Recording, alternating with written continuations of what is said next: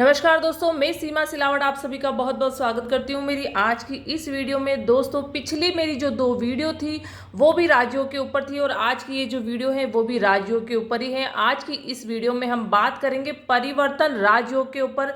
ये राजयोग कुंडली में कैसे बनता है और ये राजयोग जो हम देखते हैं वो कैसे देखेंगे कि हमारी कुंडली में ये राजयोग बन रहा है, वो सारा कॉन्सेप्ट आपको आज की इस वीडियो में क्लियर हो जाएगा। दोस्तों, ये जो आप परिवर्तन राजयोग हैं वो राजयोग कैसे बनता है, इसके लिए सबसे पहले आपको इसकी डेफिनेशन समझनी है। इसकी जो सिंपल परिभाषा है कि परिवर्तन राजयोग कहते किसे हैं, उसको समझना बहुत ज़्यादा ज़रूरी है। परिवर्तन राजयोग को ग्रह परिवर्तन या राशि परिवर्तन राजयोग भी कहा जाता है।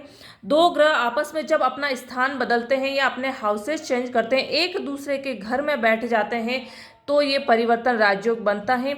और अगर आप नए व्यूअर हैं तो इस वीडियो को आप डायरेक्ट ना देखें, क्योंकि इससे आपको कुछ समझ में नहीं आएगा। अगर आप ज्योतिष शास्त्र सीखना चाहते हैं, बेसिक नॉलेज लेना चाहते हैं, या ज्योतिष शास्त्र में क्या क्या योग दोष बनते हैं उसकी पूरी जानकारी आपको चाहिए, तो इसके लिए जो मेरी वीडियो है कुंडली बनाना और देखना कैसे सीखे, पार्ट 1 से आप स्टार्ट करें, क्योंकि उसमें सबसे स्टार्टिंग में जो बेसिक नॉलेज है, बेसिक जो छोटी छोटी चीज़ें हैं वो सारी समझाई गई है। अगर आप कंटिन्यू पार्ट 1 से देखना शुरू करेंगे तो ये आज की वीडियो आपको बहुत अच्छे से क्लियर हो जाएगी। दोस्तों, ये जो परिवर्तन राजयोग है ये जो अलग अलग हाउसेज में बनता है, चाहे केंद्र के 4 घर हैं, सम हैं, या बुरे घर त्रिभाव में है या त्रिकोण में, तो इनके जो राज्यों के जो बनता है इनके अलग अलग नाम दिए गए हैं। तो इसीलिए 3 पार्ट में मैंने डिवाइड किया है परिवर्तन राज्यों को, ताकि अलग अलग आप समझेंगे, अलग अलग पार्ट से समझेंगे तो आपको बहुत अच्छे से समझ में आ जाएगा। देखिए, सबसे पहले जो ये है पार्ट 1 महायोग। ये जो परिवर्तन राजयोग है एक ये महायोग भी बनाता है। ये महायोग कैसे बनता है, देखिए, ये जो हमारे ये पूरी हमारी एक लग्न कुंडली है, इसमें ये हाउसेस हैं, पहला दूसरा तीसरा, ये मैंने ब्लैक से लिख रखा है, ये सारे हाउसेस हैं, ये सारे घर हैं। घर कभी भी चेंज नहीं होते हैं। ये इसमें जो राशि है वो 3 नंबर की राशि है। 3 नंबर की राशि है मिथुन राशि, और इनके जो देवता हैं बुध देव हैं। राशि स्वामी जो हैं वो बुध देव हैं। आप यहाँ देखिए, तो यहाँ पर पहला घर है, लेकिन राशि यहाँ पर 3 नंबर की राशि बैठी है। दूसरे घर में 4 नंबर की राशि बैठी है, तीसरे में 5 नंबर की, चौथे में 6 नंबर की, 5वें में 7, छठे में 8, 7वें में 9, 8वें घर में 10 नंबर की राशि है, 9वें में 11, 10वें हाउस में 12 नंबर की राशि है। देखिए, हाउसेस अलग हैं और जो राशियां हैं वो अलग हैं। 11th हाउस में 1 नंबर राशि है और 12th हाउस में 2 नंबर राशि है। तो यहाँ पर सारे ग्रह अलग हैं। ये जो पूरी लगन कुंडली है इससे हम समझते हैं। तो ये देखिए महायोग कैसे बनता है। महायोग जब बनता है इसका मतलब ही आप देखिए, महायोग यानी पॉजिटिव वे में बहुत ही अच्छा योग है, एक तरह का राजयोग है। तो राजयोग कहाँ बनेगा, अच्छे हाउसेज में ही बनेगा, क्योंकि त्रिक भाव में या जो सम भाव होते हैं वहाँ पर कभी भी राजयोग नहीं बनते हैं, तो ये अच्छे हाउसेज में ही बनते हैं। तो ये जो पहला, चौथा, 7वां और 10वां घर है, ये जो केंद्र के घर माने जाते हैं, ये केंद्र के घर हैं, ये सबसे अच्छे घर होते हैं। पिछली बार मैंने जो आपको पंच महापुरुष राजयोग बताया था वो भी केंद्र के घर में ही बनता है।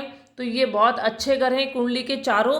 तो यहाँ पर अगर कोई भी ग्रह अपना स्थान परिवर्तन करते हैं, एक दूसरे के घर में बैठते हैं, राशि परिवर्तन करते हैं, तो यह महायोग बनता है। तो ये जो महायोग है वो केंद्र में ही बनता है, 1st हाउस में, 4th हाउस में, 9th, 7th हाउस में और 10th हाउस में, ये इन केंद्र में ही बनता है। देखिए, यहाँ पर जो है 3 नंबर की राशि है मिथुन राशि है, और यहाँ पर 12th राशि है बृहस्पति देव की। यहाँ पर जो हमारे लग्नेश है वो बुध देव हैं। तो मान लीजिए जो लग्नेश है बुध देव, वो बुध देव यहाँ बैठ गए हैं, और ये 9 नंबर की है धनु राशि, और राशि स्वामी है बृहस्पति देव। तो बृहस्पति देव यहाँ पर जो बुध देव हैं वो धनु राशि में बृहस्पति देव की राशि में बैठ गए हैं, और जो बृहस्पति देव हैं वो बुध देव की अगर राशि में बैठ जाते हैं तो इन दोनों ग्रहों ने एक दूसरे के घर से अपना स्थान परिवर्तन कर दिया है, घर चेंज कर लिया। तो यहाँ पर एक ये महायोग बनेगा। इसको महायोग का नाम इसलिए दिया गया है क्योंकि ये केंद्र में अपना घर परिवर्तन कर रहे हैं। तो एक ये महायोग है, राजयोग है। जब आपकी कुंडली में अगर ऐसा ये केंद्र में कोई भी महायोग बन रहा है, राशि परिवर्तन राजयोग बन रहा है, तो जब इन ग्रहों की दशा अंतरदशा चलेगी, जहाँ बुध और बृहस्पति देव की कभी भी जब दशा अंतरदशा चलेगी कुंडली में, तो ये आपको एक तरह से राजयोग देंगे। इनकी जो पावर है वो 3 गुना बढ़ जाएगी और यह आपको समाज में मान सम्मान, पैसा, प्रतिष्ठा सब कुछ देंगे। आपकी जो भी काम है रुके वो भी बनेंगे, आपको बिजनेस में भी बहुत अच्छी सफलता मिलेगी, सारे काम आपके बहुत अच्छे से हो जाएंगे। तो ये एक राजयोग वाली आपकी स्थिति बना देंगे। तो यहाँ हुआ कि केंद्र के घर में ये जो महायोग बनता है उसकी बात हुई। फिर ये है 5th हाउस और 9th हाउस। ये जो हमारे हैं, ये हमारे त्रिकोण हैं, ये केंद्र के हैं और ये त्रिकोण के घर हैं। तो त्रिकोण के जो घर हैं वो भी बहुत अच्छे होते हैं। तो महायोग जो है वो त्रिकोण के घर में ही बनते हैं, 5th हाउस में भी और 9th हाउस में भी बनेगा। तो यहाँ पर मान लीजिए 7 नंबर की राशि है तुला राशि और तुला राशि है शुक्र देव की राशि, और यहाँ पर 11th नंबर की राशि है कुंभ राशि और राशि स्वामी है शनिदेव। तो शनिदेव मान लीजिए यहाँ बैठ गए हैं और शुक्र देव मान लीजिए यहाँ बैठ गए। तो यहाँ पे भी राशि परिवर्तन हो गया है, महायोग बना है। और जब शनि देव और शुक्र देव की दशा अंतरदशा चलेगी कुंडली में तो बहुत ही अच्छा राजयोग इस जातक को मिलेगा। तो यहाँ पर जब ये त्रिकोण में भी राशि परिवर्तन होता है तो भी एक तरह का ये महायोग बनता है।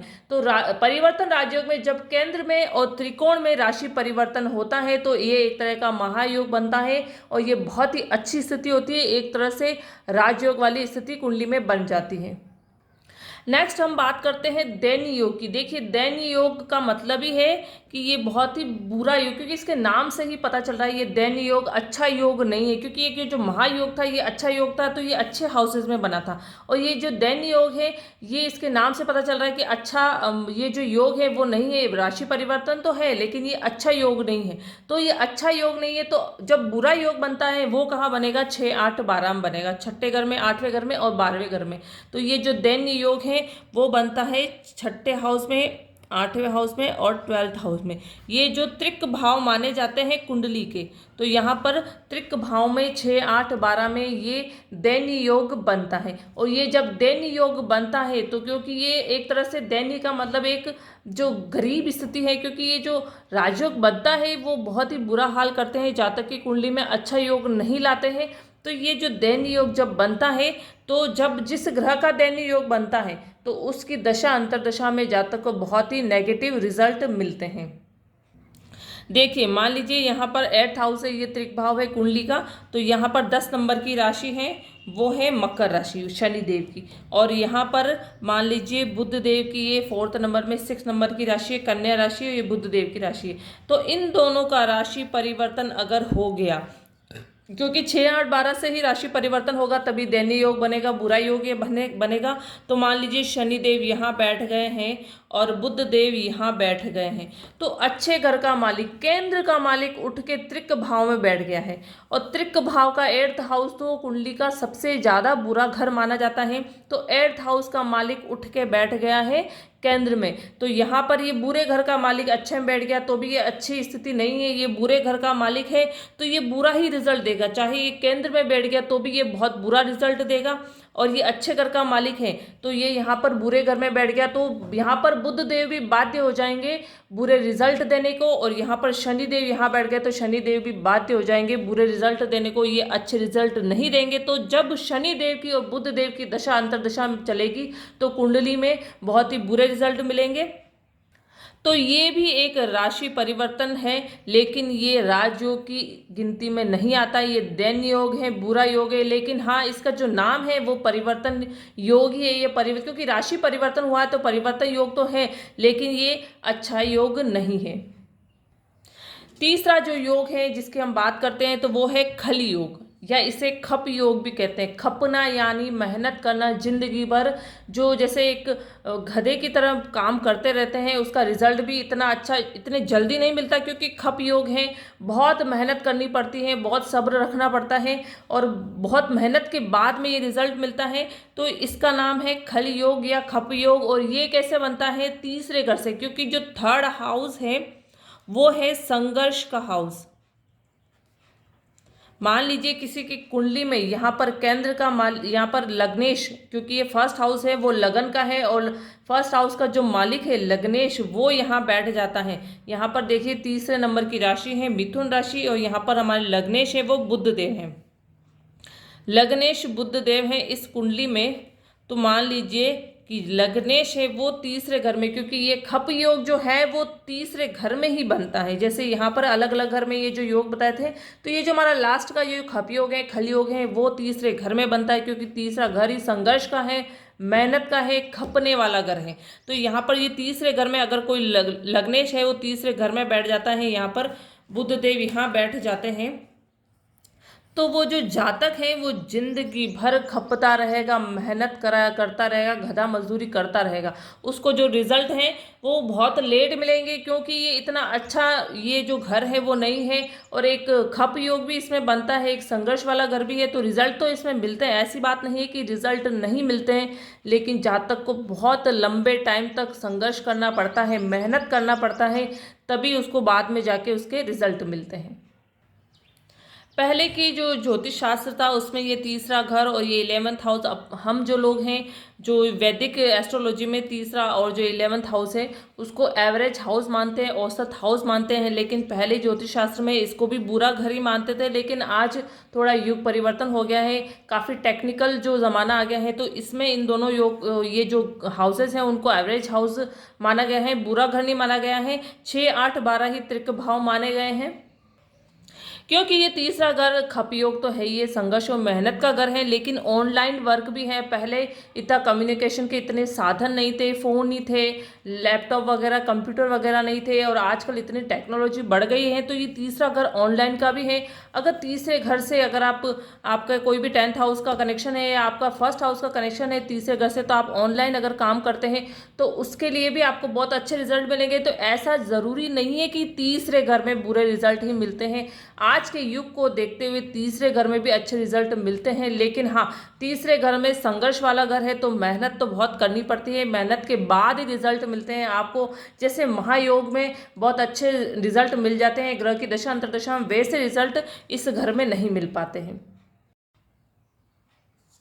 तीसरे घर का कनेक्शन अगर 12th हाउस है, क्योंकि ये विदेश का घर भी है, तो अगर इसका मालिक सूर्य देव है वो यहाँ बैठ जाए और शुक्र देव दूसरा घर है वृषभ राशि, शुक्र देव राशि स्वामी है, तो शुक्र देव अगर यहाँ बैठ जाते हैं तो भी ये एक खप योग बनता है। लेकिन ये ऑनलाइन वर्क का ये जो हाउस है तीसरा घर और ये विदेश का है, तो यहाँ पर जातक अगर ऑनलाइन वर्क करता है और अगर विदेश से जुड़ के काम करता है, विदेशी किसी कंपनी से जुड़ के काम करता है, तो ये बहुत ही काम का प्रेशर उसके पास ज़्यादा रहेगा, मेहनत भी उसको करनी पड़ेगी, लेकिन उसको जो बाद में एंड टाइम में उसको जो रिजल्ट मिलेंगे वो भी बहुत अच्छे मिलेंगे। क्योंकि यहाँ की जो पॉजिटिव चीज़ है कि विदेश से काम कर रहा है और यहाँ की पॉजिटिव चीज़ है ऑनलाइन वर्क है, तो इनसे इन्होंने अपना कनेक्शन बना लिया है। तो ऑनलाइन अगर वर्क करेगा, विदेश से जुड़ के काम करेगा, तो उसको बहुत अच्छे रिजल्ट मिल जाएंगे। और ये सारा जो चेंजेस है वो आज की टेक्नोलॉजी से है।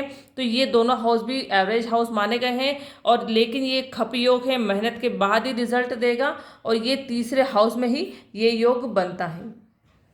और एक बात मैं और बताना चाहूँगी कि राशि परिवर्तन से या परिवर्तन राजयोग से नीच भंग भी होता है। मान लीजिए कोई ग्रह नीच का हो रहा है, बुध देव है वो यहाँ पर नीच के हो जाते हैं, और बृहस्पति देव है वो अगर यहाँ पर बुध देव की राशि में है, तो यहाँ इन दोनों ने परिवर्तन राजयोग हो गया है इन दोनों राशियों का।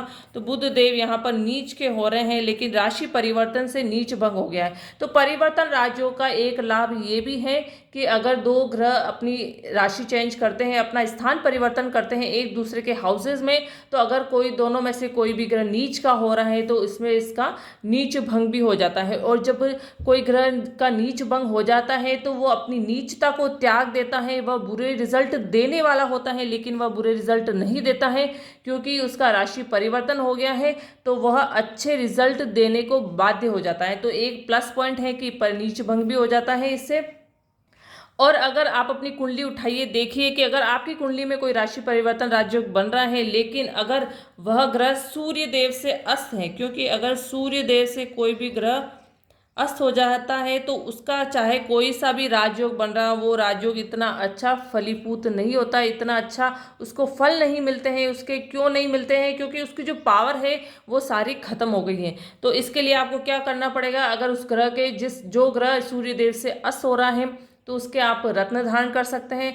और अगर रत्न धारण नहीं कर सकते हैं तो उस ग्रह का आप रुद्राक्ष धारण कर सकते हैं, क्योंकि नीच और नेगेटिव ग्रहों के भी रुद्राक्ष तो हम धारण कर सकते हैं, उससे कोई प्रॉब्लम नहीं है।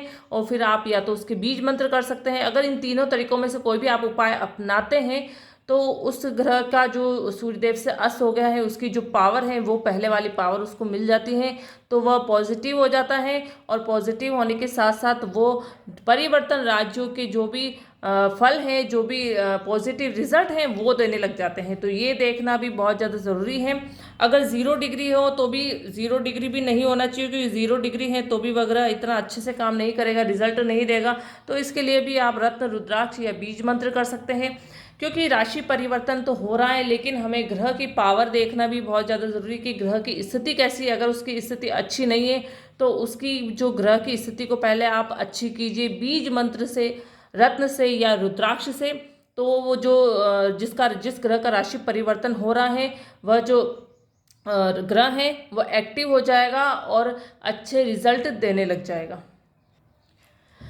तो दोस्तों ये जो वीडियो है परिवर्तन राज्यों के ऊपर, ये आपको कैसी लगी है, आपको कितना समझ में आया है? अगर आपको कुछ भी क्लियर नहीं होता है, कुछ भी डाउट होता है तो आप मुझे कमेंट बॉक्स में कमेंट करके पूछ सकते हैं कि आपको क्या डाउट है। आप अपनी स्वयं की कुंडली देखें कि आपकी कुंडली में कहाँ परिवर्तन राजयोग बन रहा है, महायोग बन रहा है, दैन्य योग बन रहा है या खल योग बन रहा है। और अगर वो योग बन रहा है तो आपको क्या उपाय करने हैं वो आप खुद इसे देख सकते हैं। तो आपकी कुंडली में जिन ग्रहों की दशा अंतर्दशा चल रही है या आपकी कुंडली में कौन से ग्रह अभी एक्टिव हो रहे हैं, कौन से ग्रह आपको अच्छे रिजल्ट दे रहे हैं, कौन से ग्रह आपको बुरे रिजल्ट दे रहे हैं, आप खुद देख सकते हैं। उनका उपाय भी आप खुद कर सकते हैं। तो इसके लिए आपको ज़रूरी है कि पार्ट 1 से सारी सीरीज़ वाइज आप वीडियो देखें, ताकि आपको एस्ट्रोलॉजी की छोटी छोटी जो बातें हैं वो पूरी तरह से बहुत अच्छे से समझ में आ जाए। आज की जो मेरी वीडियो है आप उसे लाइक कीजिए, शेयर कीजिए, कमेंट बॉक्स में कमेंट जरूर कीजिए। और अगर अभी तक आपने मेरे चैनल को सब्सक्राइब नहीं किया है तो प्लीज़ मेरे चैनल को सब्सक्राइब जरूर कीजिए। Okay, thank you.